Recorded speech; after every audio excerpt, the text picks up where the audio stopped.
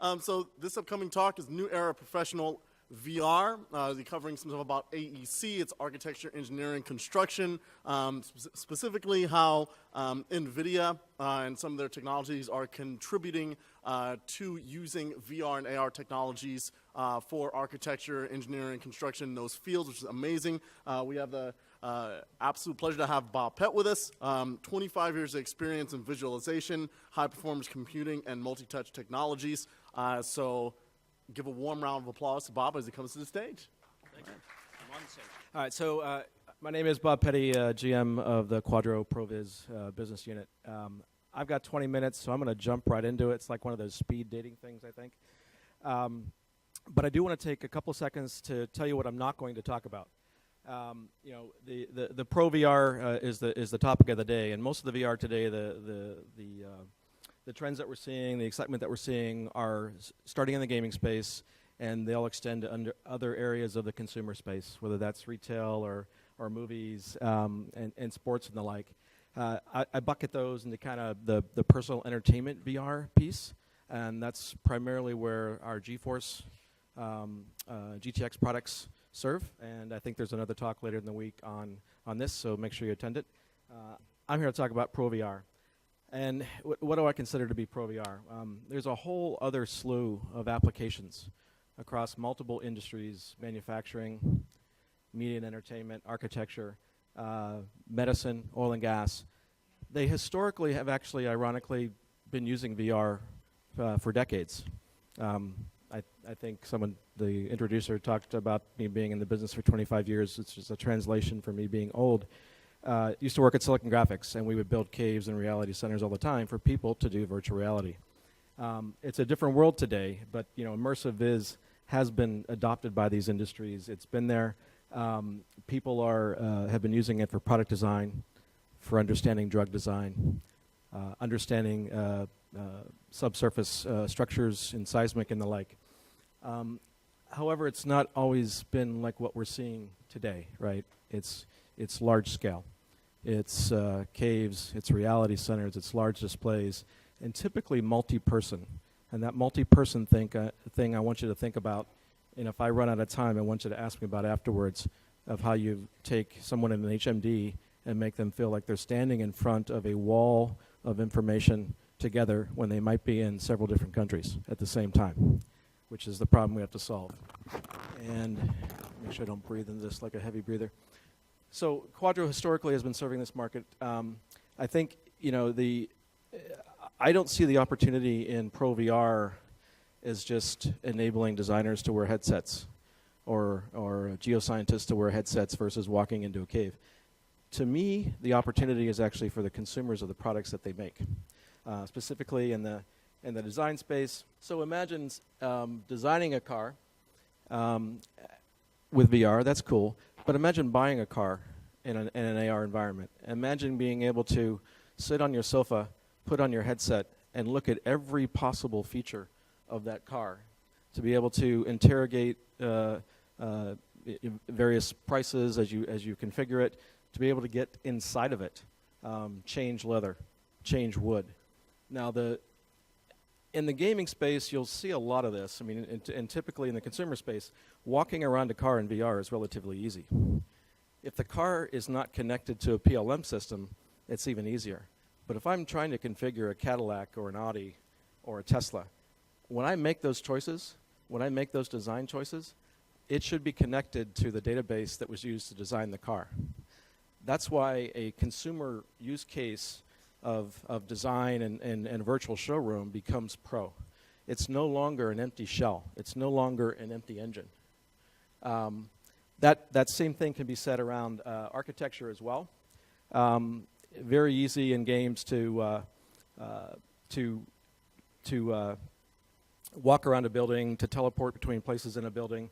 But again, imagine that you're trying to buy property or a condo in a place that isn't even built yet, or it is built yet.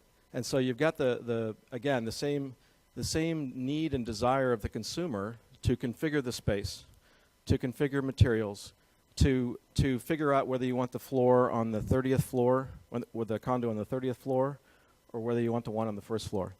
to walk between you and the elevator. Those things will all be enabled. The travel industry will be revolutionized. And again, this one is probably not as workflow-centric as this particular use case, as workflow-centric as some. But I believe as you get into building a building, building your own home, it is going to be, again, a need to be connected to what is actually possible to be built. In a game, you could build things, you could build a unicorn, you could ride the unicorn. In the pro space, I've seen people dressed up as unicorns, but I don't think I'd actually want to ride one. I want to build a house that's possible of being built. I want to build a car that's possible of being built. I want a doctor training on a virtual cadaver who knows what he's doing. The use cases here have an impact and a scale that stretches far beyond the consumer space. And I'll get to why that's a computing challenge for us all, as well as a human interface challenge. So I mentioned the historical view of immersive reality in the pro space. There are things that were very valuable when large-scale immersive experiences were the norm, and for the most part, they're still out there, just not as prevalent as before. Scale is important, and when you're designing for HMDs, you still need to take into account scale. You still need to take into account space. You need to be able to take into account other people around you, whether they're literally right next to you with a headset on or whether they're in another country with a headset on. So you need to treat the app as if it's not just you. And that's very different than playing a game or even just an esports. But you got to consider that the professional is going to want to consult somebody else on the design, on a scientific discovery. And so scale is still important, and the implementation of those solutions are typically not just going to be HMD implementations. They have to scale from HMD to larger venues where you actually do have a number of people that want to get together. Interaction is key as well. The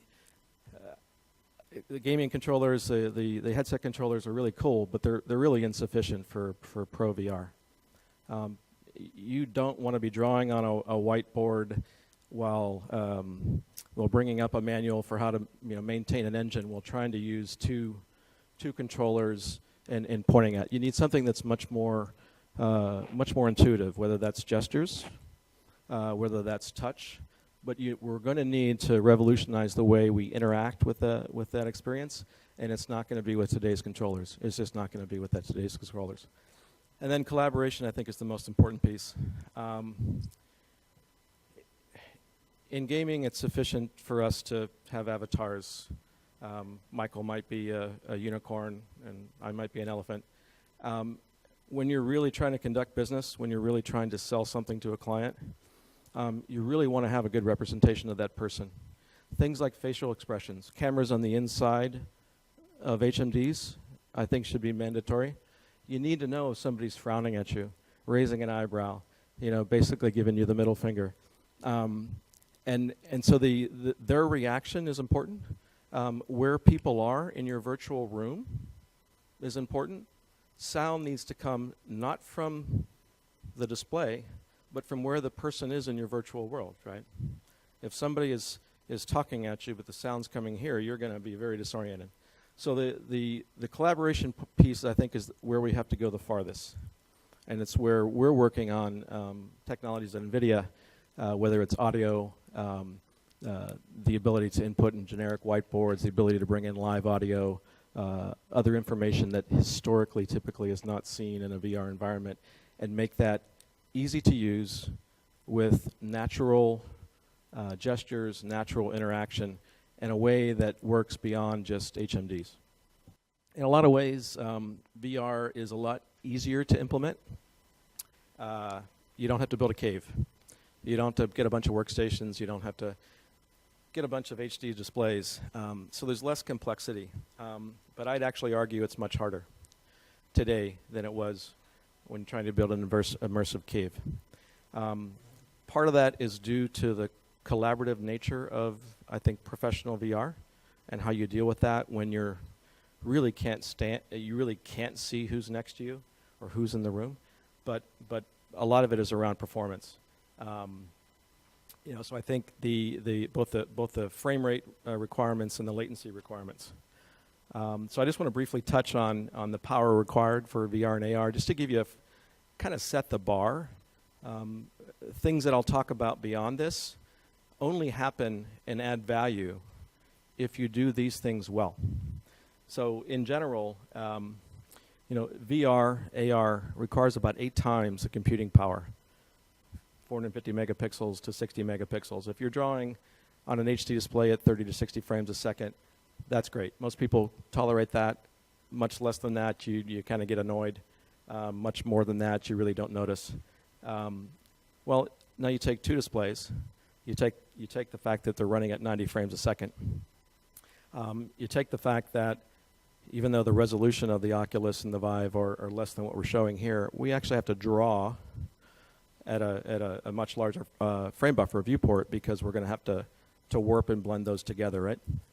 So it actually works out to be about 8 times to hit that 90 frames per second per eye. And I would argue for a lot of the pro apps and even some of the gaming apps today, we're at the bare minimum, no matter who you buy your graphics cards from. Where there are VR-ready cards out there that I'll talk about, but I think as people begin to see what they can do, and they add complexity and increase the model size, and they add interactivity, and they add a couple things I'll say for the end, this is a bare minimum. 8 times is the bare bar. So that's one bar. The other bar is latency, and this is the anti-puking bar.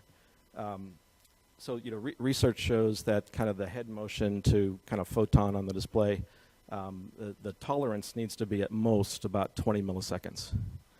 Anything more than the display not updating when you move your head one way or another, and most people have a tough time with that.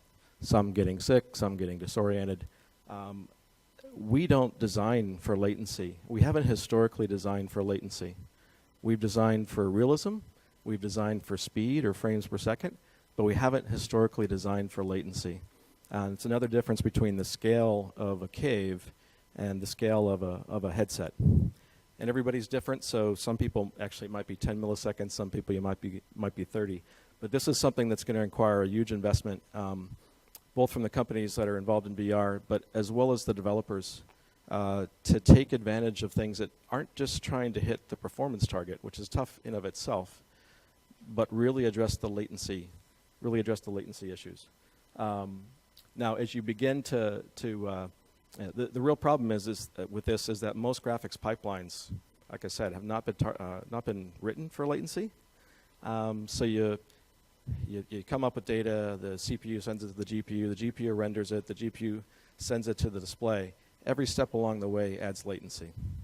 So what I can commit that NVIDIA is working on, besides some of these other features around collaboration and audio effects and stitching capabilities, is a way to help developers minimize the latency without completely rewriting code.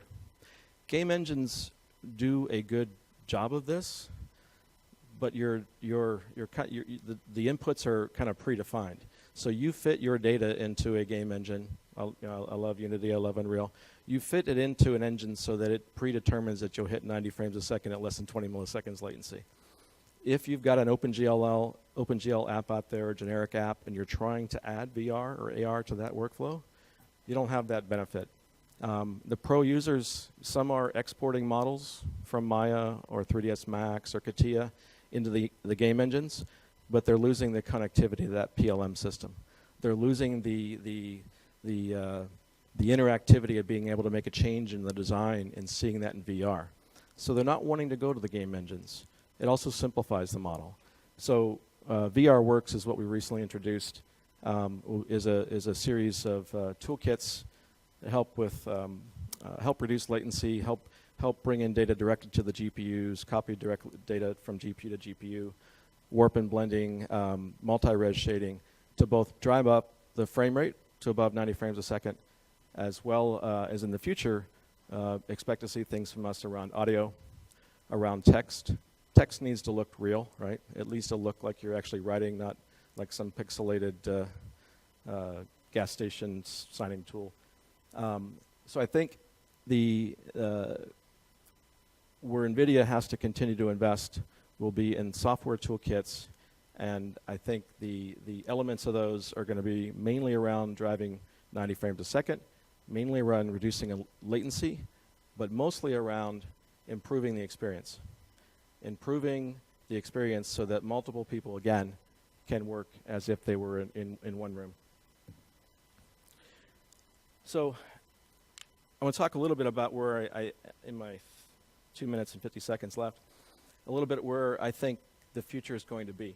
And I know I'll run out of time, so I'm going to encourage you to go to the NVIDIA booth after this.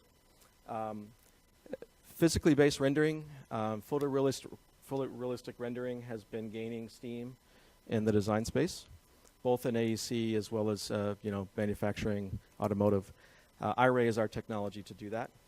I think this is going to be a minimal requirement, not just for designers and not just for architects, but actually for users of VR as well. If they're requiring more interactivity with more realistic images in the design process, they're certainly going to do the same in a VR environment. So what you're looking at is an iRay generated scene of our new office building, which doesn't yet exist. We have a iRay inside of 3ds Max has generated these photospheres. Those lightsabers, besides looking cool, allow you to teleport between multiple photospheres that we've rendered inside our new Endeavor building over in Walsh. So you would not want to walk through a building that's a half-mile long. You'd want to teleport between those in a way that doesn't make you sick.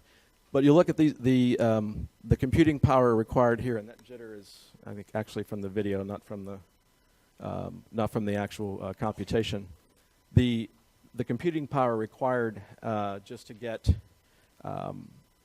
those photospheres generated requires multiple GPUs. Actually requires banks of 8 GPU servers. That's just to get a simple photosphere of looking around, right? I think as we move forward, and those photospheres are cool. They're the kinds of things you see today with the Samsung Gear. You turn and you see things that are there. They can be done with video stitching or with rendering like we just talked about. But they're not real from the sense that they don't behave correctly if I were to bend down and look up. The camera is at a certain height, in my case 5'7" on a good day. And I can't, if I stood up, it looks the same. If I turn my head, it looks the same, because that's the way either the video was stitched together or it was rendered together. So iRay VR is a new technology we announced that will enable more realism in VR, significant baking power required to generate these image spheres, whether they're video streams, point cloud streams, or rendered cameras from the traditional apps, requiring banks of GPUs. Our job will be to shrink the number of GPUs down more and more and more, and either A, get to a point where we're streaming content from the cloud, from supercomputers in the cloud, to maybe a workstation or a console with a headset, or at a minimum streaming to a workstation in your office that's driving the headset. But the actual baking of that photorealistic image is what people are going to want to I'm going to want to sit at that table and have it look like that, not have it look unreal. And again, if I'm going to then populate it with people that I already know what they look like, I'm going to want them to look real, talk real, write real, and all of that is above and beyond just the general computing power required to deliver that photorealistic scene. So the way it works, that image on the left, you basically design your scene in your app of choice. This was 3ds Max. Those spheres are meant to represent spherical cameras that iRay VR allows you to place in the scene. In this case, we put spheres at different heights and at different areas, this way, this way, this way, this way, and created a cube. We do that again so you can get the correct parallax.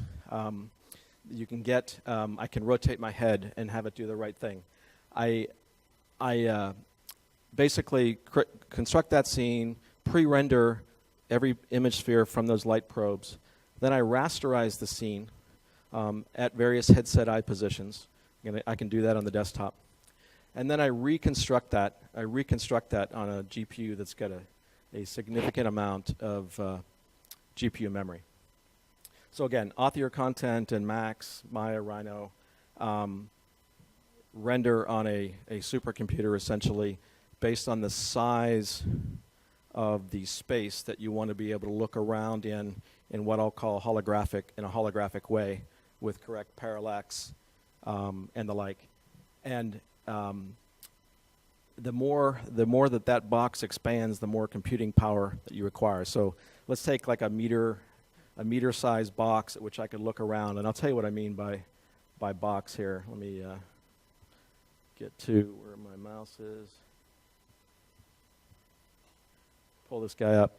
So think of like 100 to 1,000 4K images.